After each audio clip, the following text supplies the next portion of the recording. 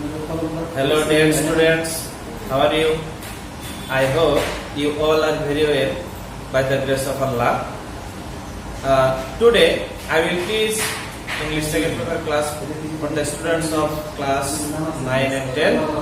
Today I will discuss about voice.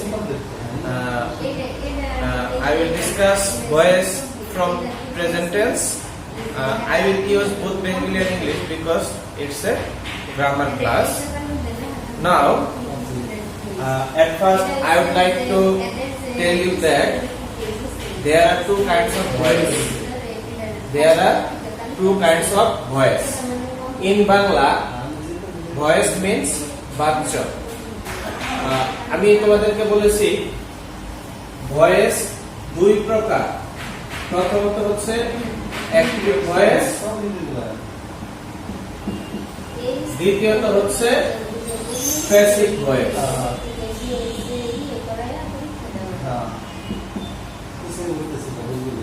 Now I am going to discuss about active voice and passive voice. At first I will discuss voice from present tense.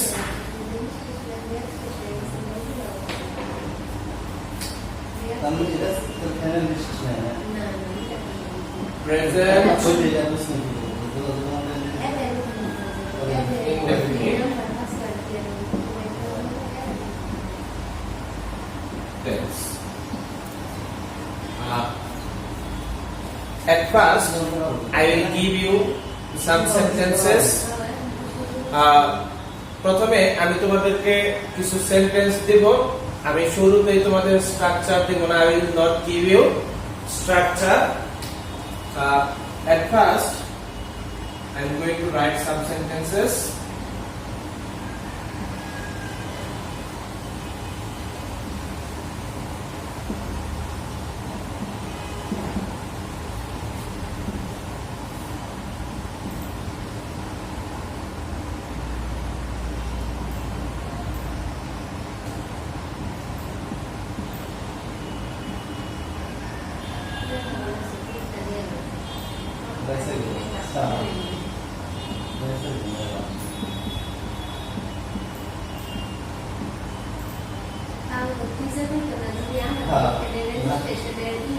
দেখো আমি এখানে একটি sentence লিখেছি I rice. Passive ভয়েসে গিয়ে আমি দেখো কি লিখছি, rice is eaten by me. তারপর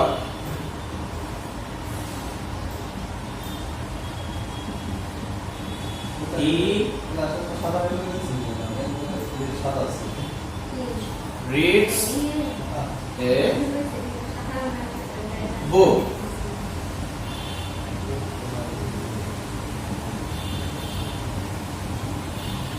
A book is read by him. এখানে তোমরা লক্ষ্য করো আমি প্রথমে সেন্টেন্স লিখেছি আই ইট রাইস।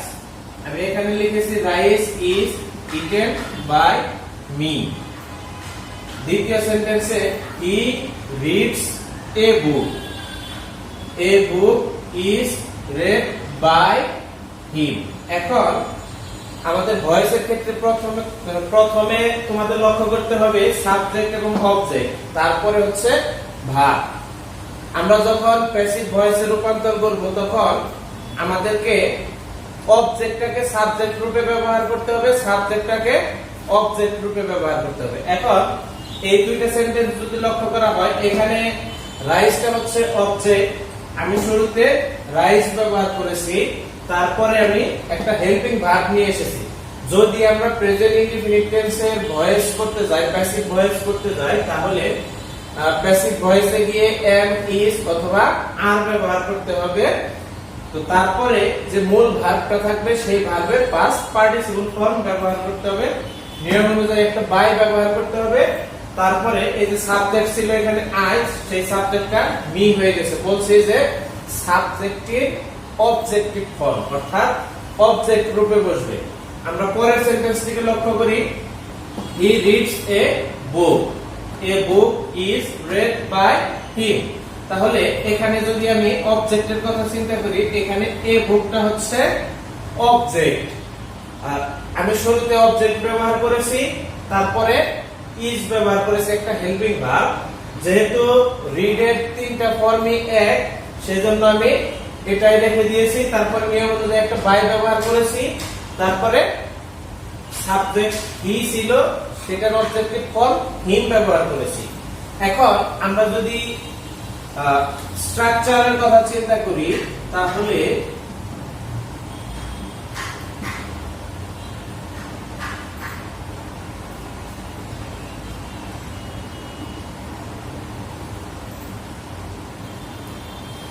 স্ট্রাকচার দেখো প্রেজেন্ট ইনডিফিনিট টেন্সের স্ট্রাকচার তো তোমাদের জানাই আছে আমি প্যাসিভের স্ট্রাকচারটা বলতেছি যে অবজেক্টিভ সাবজেক্টিভ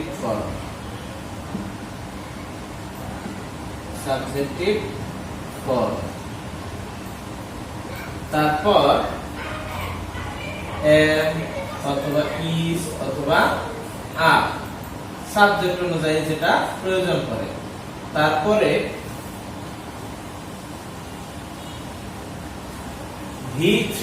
V3 মানে হচ্ছে ভার্বের পাস্ট পার্টিসিপল ফর্ম অর্থাৎ ভার্বের 3 নম্বর ফর্ম এখন নিয়ম অনুযায়ী একটা বাই বলবে তারপরে সাবজেক্টিভ অবজেক্টিভ ফর্ম বলবে সাবজেক্টিভ অবজেক্টিভ ফর্ম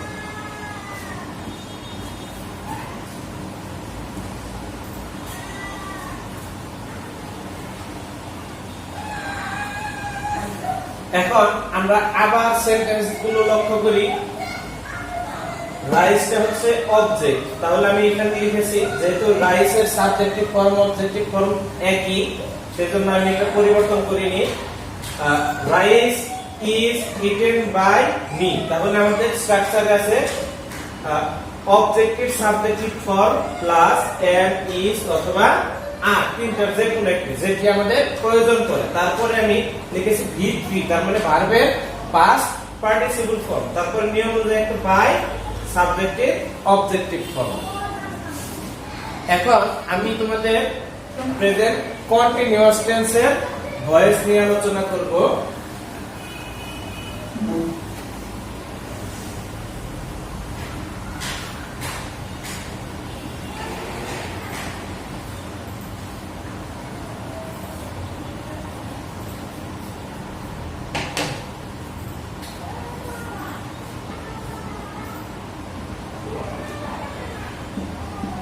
present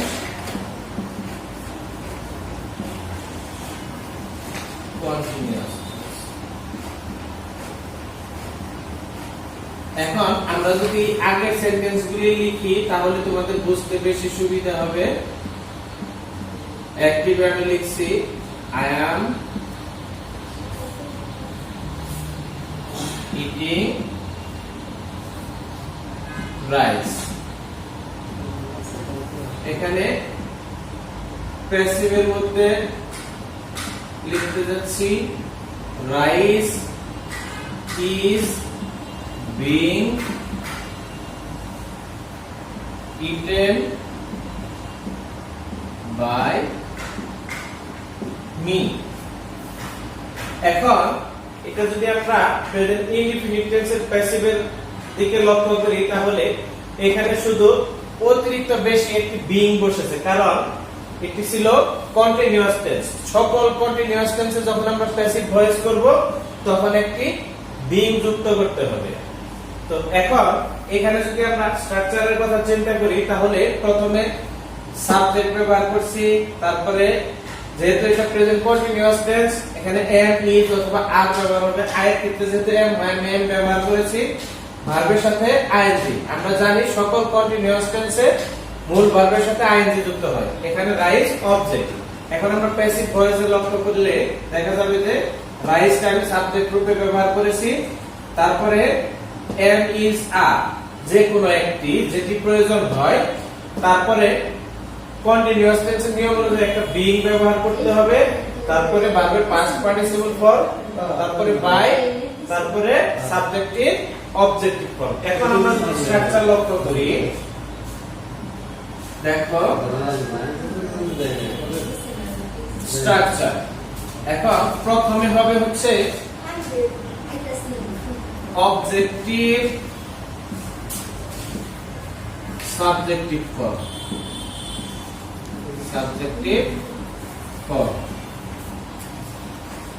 তারপরে এম অথবা ইজ অথবা আর, তারপরে নিয়ম অনুযায়ী একটা বিং, সকল কন্টিনিউয়াস একটা বিং যুক্ত হয়, তারপরে V3 তার মানে ভার্বের পাস্ট পার্টিসিপল ফর্ম একটি বাই, তারপরে সাবজেক্টিভ অবজেক্টিভ ফর্ম।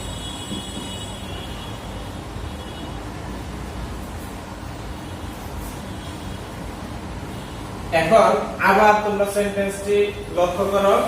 দেখো আমি বলেছি subjective objective form, sorry objective subjective form, শুরুতে হচ্ছে অবজেক্টিভ সাবজেক্টিভ ফর্ম, অর্থাৎ এখানে অবজেক্ট ছিল রাইস, আমি প্যাসিভ ভয়েসে গিয়ে শুরুতে রাইস ব্যবহার করেছি। এখন পরবর্তীতে লক্ষ্য করো যে অবজেক্টিভ সাবজেক্টিভ ফর্ম, তারপরে এম ইজ অথবা আর আছে, রাইসের ক্ষেত্রে ইজ হয় সেজন্য আমি ইজ ব্যবহার করেছি, তারপরে যেহেতু এটা কন্টিনিউয়াস টেন্স, কন্টিনিউয়াস টেন্সের নিয়ম অনুযায়ী প্যাসিভ ভয়েসে সবসময় একটি বিং যুক্ত হয়, আমি বিং ব্যবহার করেছি, তারপরে ভার্ব 3 মানে ভার্বের পাস্ট পার্টিসিপল ফর্ম, ইট এর পাস্ট পার্টিসিপল ফর্ম হচ্ছে ইটেড, ইট এট ইটেড, তারপরে নিয়ম অনুযায়ী একটা বাই, তারপরে subjective objective form. Dear students, আমি আজকে তোমাদের আর অন্য কোনো কিছু আলোচনা করব না, আমি আগামী দিন আবার পরের থেকে শুরু করব। সে পর্যন্ত তোমরা ভালো থাকো, সুস্থ থাকো এবং আমাদের ক্লাসগুলো অবশ্যই তোমরা দেখবে। কোনো প্রবলেম থাকলে কমেন্টে অথবা ফোনের মাধ্যমে আমাদেরকে জানাবে, আমরা সলভ করার চেষ্টা করব। সে পর্যন্ত তোমরা ভালো থাকো, সুস্থ থাকো, আল্লাহ হাফেজ।